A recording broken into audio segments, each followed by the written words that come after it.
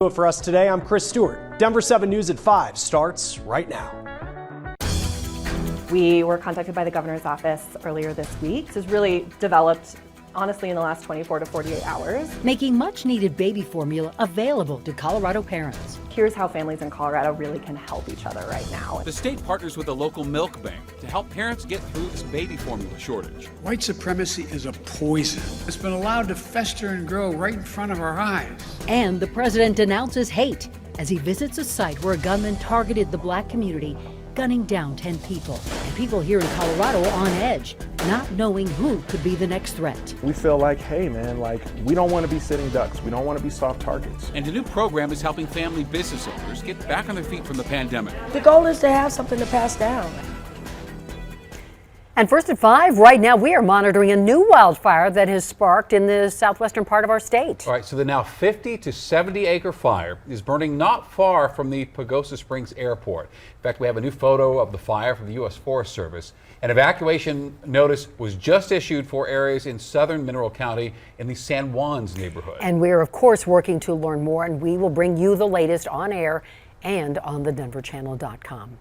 And we appreciate you joining us for Denver 7 News at 5. I'm Andrew Healy. I'm Shannon Ogden. We are glad you're with us tonight. The baby formula shortage is impacting families all over the U.S., and now Colorado is taking action to help families here. Governor Jared Polis announced today that the state is partnering with a Denver and Aurora nonprofit to encourage more milk donations in Colorado. Those donations to Mother's Milk Bank and Aurora will then help increase the supply that's available to give to Colorado parents. We're fortunate that the governor is committed to helping us put this message out there. We really want to iterate that we have a need for milk donation right now to help support families. We're really grateful there's an opportunity here to spread the word about that. And what this partnership doesn't address is the cost. Now, going in depth tonight, typically an ounce of donated milk can cost parents $3 to $5. And if the average infant drinks 25 ounces a day, that can cost families upwards of $500 a week. Mother's Milk is asking for donations from all Coloradans to help families offset the costs. And today, House Democrats proposed an emergency funding bill that would give the FDA $28 million to address this baby formula shortage. The funds would increase staff in charge of inspecting formula before it's sent to grocery stores and would also help companies prepare for future shortages. Colorado Congresswoman Diana DeGette announced a House committee will hold a hearing next week with 3 of the largest baby formula suppliers in the U.S., including Abbott. Now, Abbott stopped production earlier this year after inspectors found evidence of deadly bacteria. Yesterday, Abbott was given the green light by the FDA to reopen its largest domestic factory and resume production of baby formula. Now, the soonest, though, Abbott could start shipping out the formula will be mid-July. What happened here is simple and straightforward. Terrorism. Terrorism. Domestic terrorism. President Biden visiting Buffalo, New York today and called the recent mass shooting a racist rampage. He and First Lady Jill Biden also met with victims' families and visited the store where 10 black people were shot and killed. And today, the Greater Metro Denver Ministerial Alliance held a vigil for the shooting victims on the steps of the state capitol. And concerns about mass shootings have also prompted many Americans to consider buying and learning how to use a firearm. Denver 7's Ivan Rodriguez is joining us live now. And Ivan, you spoke with the owner of a black-owned gun club about the increase in interest they're seeing. The owner of 1770 Armory and Gun Club tells me times have changed and they've noticed an increase in black gun ownership. After tragedies like the Buffalo mass shooting, it only makes people more open to learning how to use a gun and owning one. I'm here and I'm taking aim and... This simulation is where some of Anubis' students get to learn the basics. It shows on the camera exactly where my shots hit. As the lead instructor for Colorado's first black-owned gun club, 1770 Armory, Anubis says they offer an inclusive space for everyone. 1770 is a space where people of all places and races can come here and train safely and understand how to use firearms. He says over the last several years, the gun club has noticed more of an interest from the black community when it comes to gun ownership and training.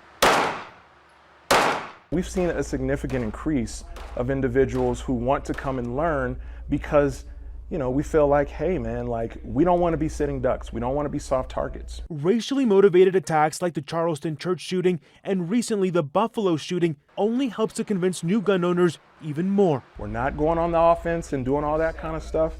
We're strictly defense. So, you know, when something like that does arise, we can mitigate the amount of bloodshed from the innocent people.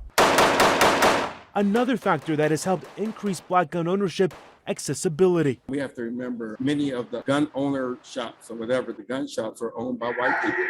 And black people didn't have equal access to guns. Omar Montgomery with the NAACP Aurora branch says while he'd like to see illegal guns off streets and out of reach of children, he supports those who purchase a gun legally and are trained. People are beginning to say, I don't want to be a victim.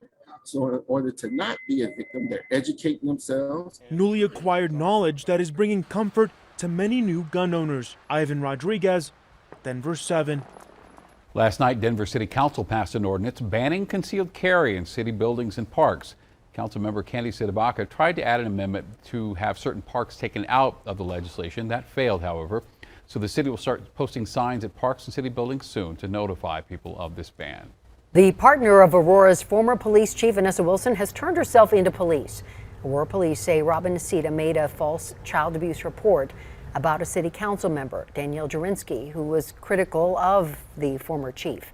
The Arapahoe County Sheriff's Office said Nasita turned herself in yesterday and posted bond. The FDA has authorized Pfizer boosters for 5 to 11-year-olds at least 5 months after their last dose. Now, the CDC must recommend the booster for this age group before shots will be made available. CDC advisors are expected to decide that on Thursday.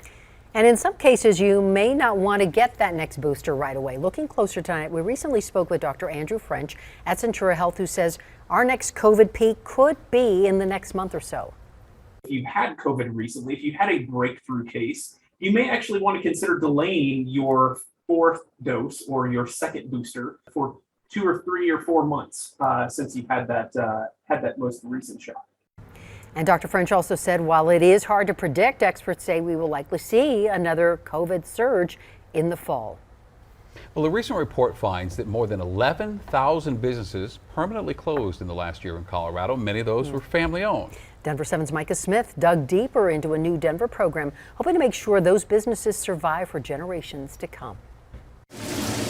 Fresh fried chicken just out of the fryer. Blazing Chicken Shack just got started. It was a simple idea. 7 years later, co-owners and married couple Rhonda Banks and Leola Gant say their business is still cooking up some of the best soul food in Denver. We have great food. Customer service, especially me, is awesome. But for a few years during the height of the pandemic, business was up and down. But the community came together. They kept us open. I think that we all can use a little bit of help these days. Everything is going up. People are holding on to their purse strings a little bit tighter. And now the city is hoping to pick up where community help left off. The Family Business Preservation Program is a program that seeks to provide resources to family-owned businesses. In partnership with the Center for Community Wealth Building, Denver's Director of Economic Mobility, Carla Costello, says the program will provide customized help to family-owned businesses. We want to make sure that we're providing Denver businesses with the opportunity to come in, get resources that they need, get that assistance that many of them haven't received in the past, and be able to connect them later on whenever possible to funding opportunities. Participating businesses must earn less than $500,000 a year, must be located in a neighborhood where business owners are vulnerable to displacement, and must have a desire to keep their business in the family. We wanted to make sure that folks, as they're getting involved in the business of their families, they can get assistance for the day-to-day. The goal is to have something to pass down. Banks and Gant say with some help, Blazing Chicken Shack will be a community staple with a continuing legacy. Reporting in Park Hill, Micah Smith, Denver 7. That's good. Applications for the Family Business Preservation Program will be open until May 31st. And for more information on how to apply, you can visit Micah's article on thedenverchannel.com. Gasoline prices have now surged to a new high for the 8th straight day. The national average, $4.52 per gallon. This is according to AAA. Here in Colorado, we are at $4.12. Listen to this. California just topped an average price of $6 per gallon. In fact, the mother of the producer of this show sent a picture today of the gas station next to where she works in California. Wow. The cheapest she saw there is $6.39 a gallon. That is shocking, isn't it? Her mom says those prices jumped 15 cents. That was overnight. Wow. We're focused on the present and playing the St. Louis team this year, and they're a potent, highly potent offensive team that we got to be ready for. Playoff hockey is back. The Avs get ready to take on a familiar playoff opponent for round 2 in their quest for the Stanley Cup. They're a different team this year. We're a different team this year. Whole new season, you know. So I don't think we don't think about that at all. We have some scattered showers and thunderstorms out there right now, and a lot more coming up in the 7-day. Plus 2 Colorado cities listed among the top 5 best cities to live in the U.S. But affordability is hurting our ranking. Now that the cost of living continues to rise, I think some of that shine wears off a little bit. And Congress goes extraterrestrial and talks UFOs. Unidentified aerial phenomena are a potential national security threat, and they need to be treated that way.